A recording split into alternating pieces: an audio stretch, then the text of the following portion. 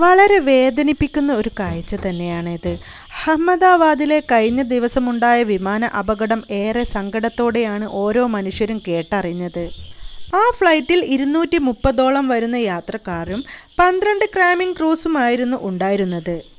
ഇതിലെ 12 ക്രൂ മെമ്പേഴ്സിൻ്റെ മാത്രമല്ല, കൂടെയുണ്ടായിരുന്ന 230 യാത്രക്കാരുടെയും മരണവാർത്ത ഏറെ സങ്കടപ്പെടുത്തുന്നത് തന്നെയാണ്. ഇതിലുണ്ടായിരുന്ന ക്യാബിൻ ക്രൂസ് യാത്രക്ക് മുമ്പ് എടുത്ത വീഡിയോ ആണ് നിങ്ങൾ കണ്ടുകൊണ്ടിരിക്കുന്നത്.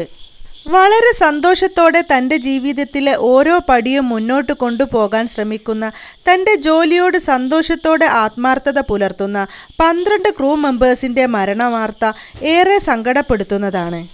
എത്ര സന്തോഷത്തോടെയാണ് അവരുടെ ഈ വീഡിയോ പോസ്റ്റ് ചെയ്തിരിക്കുന്നത്. ഇന്നത്തെ തുടക്കം എന്ന ക്യാപ്ഷനിലൂടെ വന്ന ഈ വീഡിയോ ജനങ്ങളിലേക്ക് എത്തിയപ്പോഴേക്കും അവരുടെ മരണവാർത്തയും വന്നിരുന്നു.